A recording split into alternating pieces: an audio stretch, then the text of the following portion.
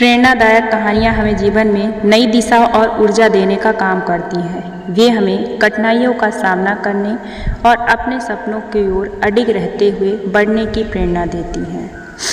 यह कहानी प्रेरणादायक है, आपके दिल को छू जाएगी, बल्कि आपको यह भी सिखाएगी कि सत्य, परिश्रम और लगन से भी जीवन में कोई भी लक्ष्य हासिल किया जा सकता है। तो आइए शुरू करते हैं ये कहानी। यह कहानी है किसान और उसके पुत्र की कहानी। पुराने समय की बात है।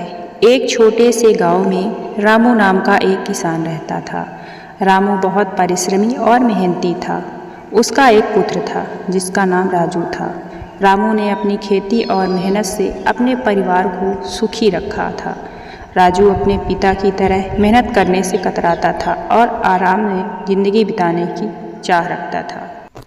एक दिन रामू ने महसूस किया कि वह बूढ़ा हो रहा है और वह खेती का सारा भार उठाने में सक्षम नहीं है। उसने राजू को खेती की जिम्मेदारी सौंपने का निर्णय किया, लेकिन राजू को खेती की कठिनाइयों का ज्ञान नहीं था और उसने खेती का काम करने से इनकार कर दिया। उसने कहा, पिताजी, मुझे यह कठिन काम नहीं करना, यह मेरे बस की बात नहीं। रामू ने सोचा कि उसे अपने बेटे को एक महत्वपूर्ण सीख देने की ज़रूरत है। उसने राजू को खेत में एक पुरानी गाड़ी के पास बुलाया। कहा, देखो बेटा, इस गाड़ी को चलाना आसान नहीं है।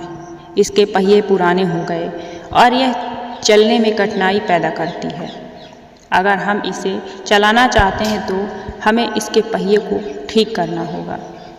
रामू ने राजू से कहा, तुम इस गाड़ी के पहिए को बदल दो और चलाने की कोशिश करो।